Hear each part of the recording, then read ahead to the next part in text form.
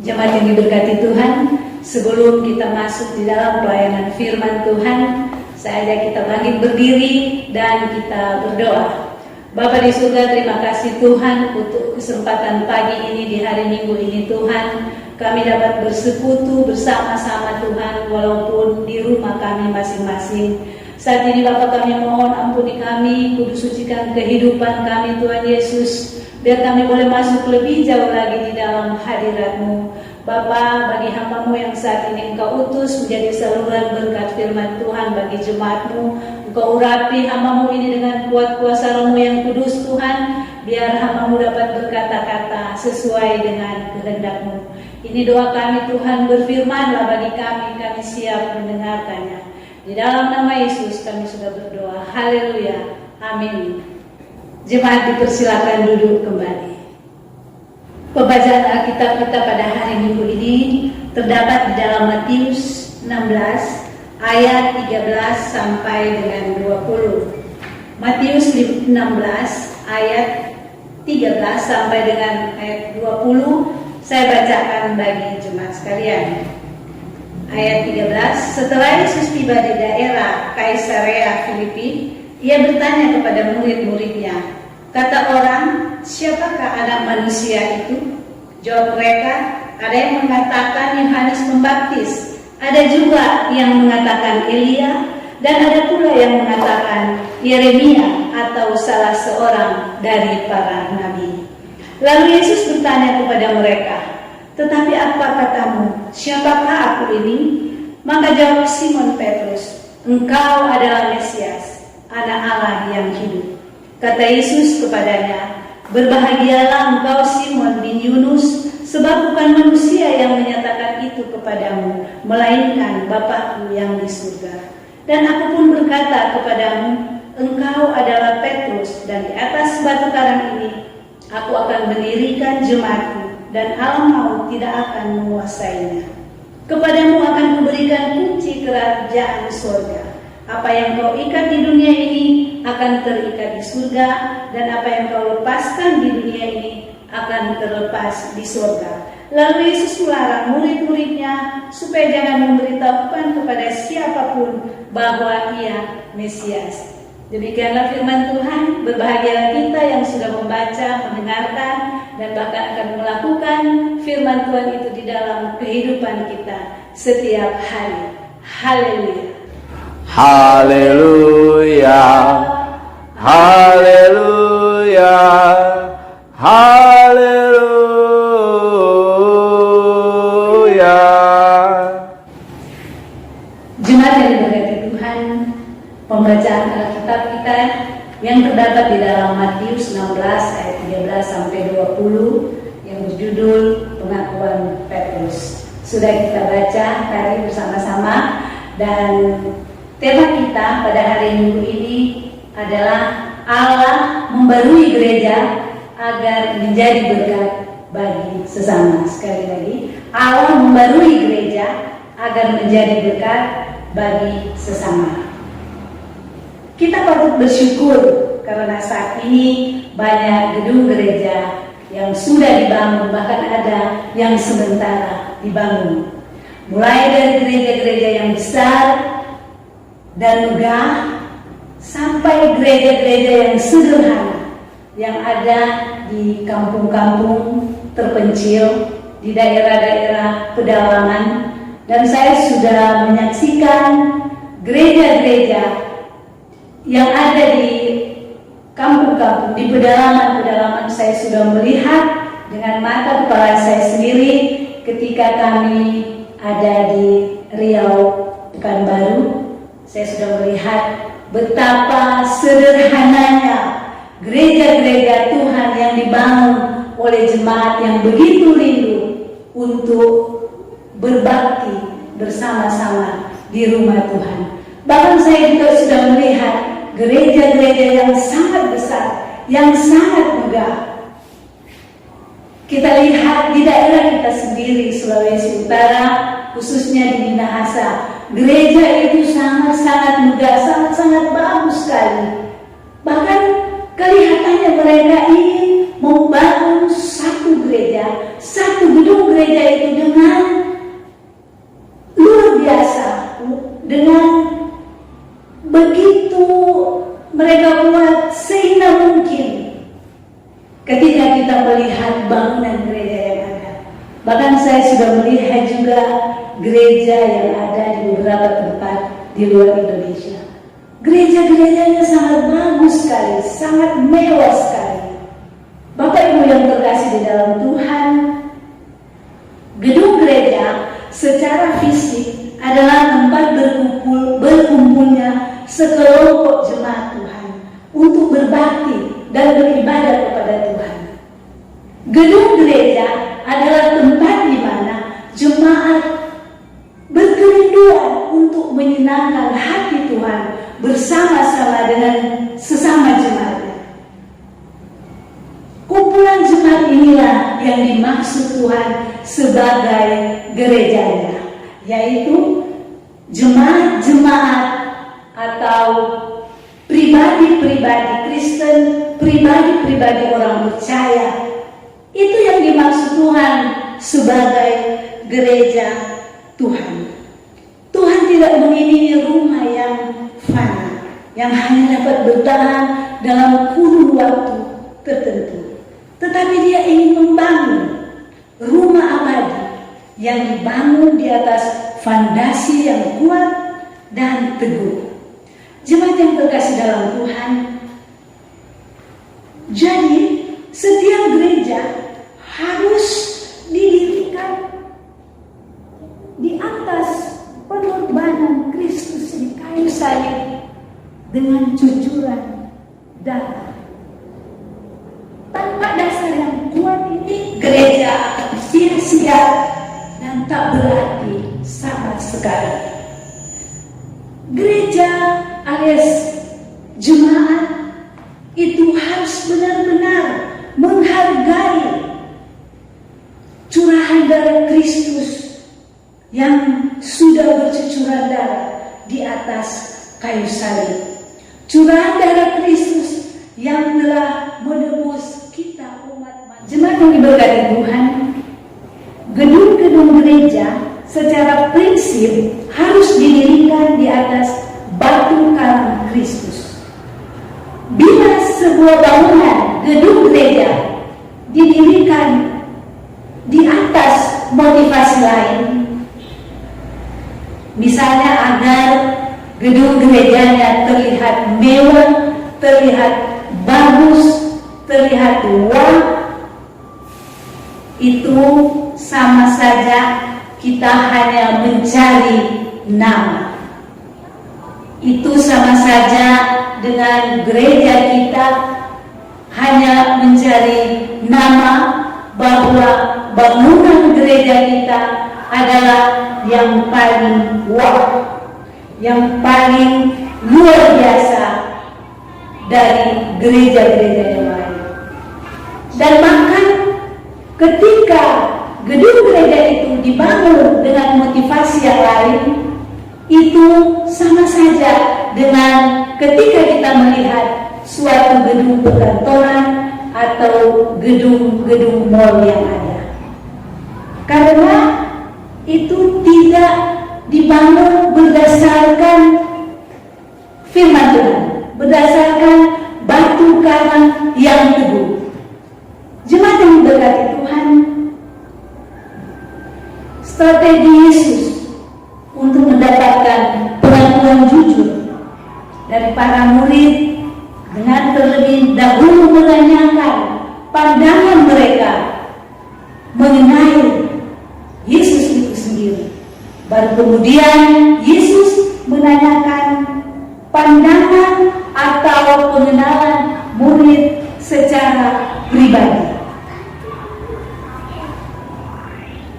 Simon Petrus mewakili para murid menjawab bahwa Yesus adalah Mesias, bahwa Yesus adalah Anak Allah.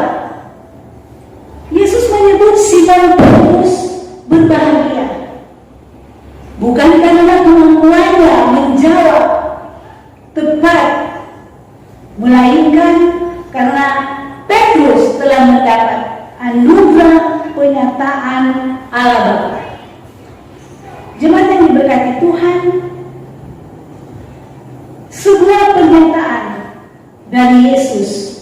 Yesus mengatakan, Petrus, itu bukan karena kamu yang pintar atau bukan karena kamu yang hebat, tetapi itu semua karena Bapamu lah yang memberitahukannya kepada kamu. Bapamu lah yang ada di surga yang menganugerahkannya kepada Petrus. Jemaat yang diberkati Tuhan, kita sebagai anak-anak Allah tidak akan pernah mengenal Allah karena apa yang kita lakukan. Kita tidak bisa mengenal Allah bahwa Yesus itu adalah Mesias jika kita hanya mengandalkan pikiran kita, hanya mengandalkan kepandaian kita, hanya mengandalkan akal budi kita. Cuma yang berkati Tuhan bahwa Tuhan itu tidak terjangkau, Tuhan itu luar biasa, Tuhan itu sungguh-sungguh dahsyat dan hebat. Pikiran kita tidak sanggup untuk menjangkau Bapa di surga. Kita hanya bisa mengenal Allah jika Allah memperkenalkan dirinya kepada kita. Seberapapun kita hebat, seberapapun kita pintar, seberapapun kita kuat, jika Allah tidak menyatakan dirinya kepada kita, maka kita tidak akan mengenal Allah. Dan pertanyaan saat ini, cukupkah sampai Allah mengenalkan dirinya kepada kita? Dan apakah bagian kita? Apakah yang harus kita lakukan? Jemaat yang terkasih dalam Tuhan, bagian kita adalah kita harus menerima pengenalan Allah itu. Kita harus membuka diri kita terhadap firman Tuhan. Demikian juga Tuhan. Tuhan tidak akan mengenal kita kalau kita berkeras hati, kalau kita tidak membuka hati kita untuk pengenalan akan firman Tuhan. Tuhan tidak akan melihat kita ketika kita menolak firman Tuhan, ketika kita tidak mau ke gereja, ketika kita tidak mau bersekutu, ketika kita menutup diri bersekutu dengan jemaat-jemaat dimanapun kita berada. Jemaat yang terkasih di dalam Tuhan, bahkan Yesus melanjutkan perkataannya pada Petrus. Yesus mengatakan, engkau adalah Petrus, dan di atas batu karang ini aku akan mendirikan jemaatku, dan alam tidak akan menguasainya. Nah, setelah mendengar pengakuan Petrus tentang pengenalannya akan Mesias, Yesus pun di sini mengangkat konsep gereja. Konsep gereja yang diangkat Tuhan Yesus, yaitu kita jemaatnya. Sesudah kita percaya, kita mengaku bahwa Yesus adalah Mesias kita, maka kita akan menjadi alat Tuhan. Kita akan diberi tugas oleh Tuhan untuk menjadi berkat bagi sesama kita. Dan tidak hanya sampai di situ, Yesus masih melanjutkan. Kemudian Yesus berkata, kepadamu akan kuberikan kunci kerajaan surga. Apa yang kau ikat di dunia ini akan terikat di surga, dan apa yang kau lepaskan di dunia ini akan terlepas di surga. Dalam ayat 19. Jemaat yang terkasih dalam Tuhan,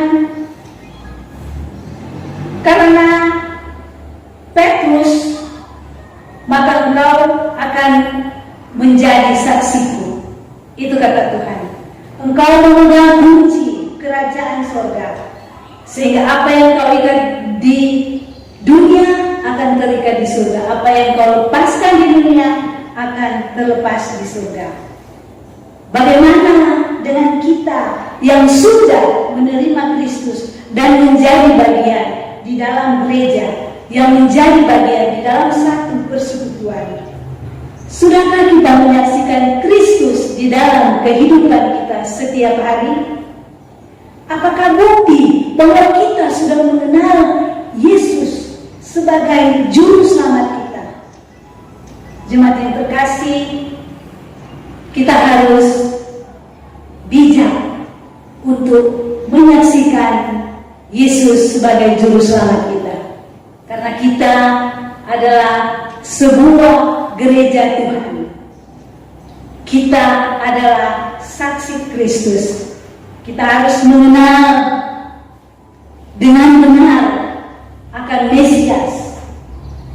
Dan kita diberi tanggung jawab oleh Tuhan. Kita harus bersaksi di mana saja kita berada. Khususnya di masa pandemi COVID-19 yang saat ini kita rasakan, sungguh-sungguh kita rasakan akibat-akibat dari pandemi ini. Kita harus kuat, kita harus semangat, kita sebagai orang percaya, kita sebagai gereja Tuhan, kita sebagai saksi-saksi Tuhan. Mari kita saling menguatkan. Di mana saja kita pergi dan berada, kita menjadi saksi, kita menjadi berkat bagi orang lain. Biar kita semua selalu dikuatkan Tuhan. Biar kita selalu dimampukan Tuhan, bahwa sebagai gereja Tuhan kita bisa mempertanggungjawabkan nanti tugas yang Tuhan berikan bagi kita.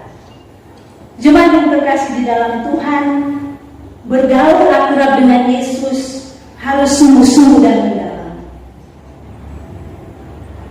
Dan ketika kita mengadakan persekutuan, kita beribadah seperti yang kita lakukan saat ini, janganlah jadikan itu hanya sebagai rutinitas, tetapi mari kita sungguh-sungguh. Kita mau bersekutu dengan Tuhan, karena itu sangat-sangat menyenangkan hati Tuhan. Dia rindu melihat jemaatnya, melihat gerejanya saat ini mencari Tuhan, mencari wajah Tuhan, mendengarkan suara Tuhan. Apa yang harus kita lakukan, kita sebagai gereja, untuk menjadi berkat bagi sesama kita. Petrus yang mewakili para rasul menunjukkan bahwa mereka sudah memiliki relasi yang benar, dan kita harus hidup akrab dengan Tuhan dengan cara membaca firman Tuhan. Kita harus merenungkan firman Tuhan. Kita harus melakukan firman Tuhan di dalam kehidupan kita setiap hari, karena kita adalah gereja Tuhan. Jemaat yang terkasih dalam Tuhan, pengiringan kita di dalam kita sebagai gereja Tuhan adalah bukti bahwa kita adalah pengikut Yesus Kristus, bahwa kita adalah orang percaya, bahwa kita adalah gereja Tuhan. Jadi jika gereja mau diperbaharui agar menjadi berkat bagi banyak orang, mari kita semangat biar gereja kita boleh berdampak, khususnya gereja kita Gemindo Jemaat Philadelphia boleh berdampak bagi banyak orang, khususnya di sekitar gereja kita, biar mereka bisa melihat bahwa jemaat Philadelphia hidup di dalam Kristus sebagai gereja, dan Kristus ada di dalam kita sebagai gereja Tuhan. Jemaat yang terkasih dalam Tuhan, dan tidak kalah pentingnya, kita sebagai gereja harus selalu diperbaharui oleh Tuhan. Kita harus tetap rendah hati. Kita harus tetap mendengarkan suara-suara Tuhan melalui Roh-Nya yang kudus. Ketika kita masuk di dalam hadirat Tuhan, pasti ada suara-suara Tuhan yang Tuhan perdengarkan di telinga kita. Apa yang harus kita lakukan? Dan ketika kita menerima itu, kita sebagai gereja-gereja Tuhan boleh menjadi berkat di mana saja kita pergi dan berada. Dan satu hal yang paling penting, ketika kita melakukan, ketika kita menjadi berkat bagi banyak orang, Tuhan merasa senang sekali. Dan pastinya yang tidak kalah pentingnya ialah Tuhan akan memberkati kita sebagai gereja Tuhan. Tuhan akan memberkati kita di dalam kehidupan kita berkeluarga, di dalam kehidupan kita, di dalam pekerjaan kita, bahkan di mana saja kita pergi dan berada. Selamat hari Minggu.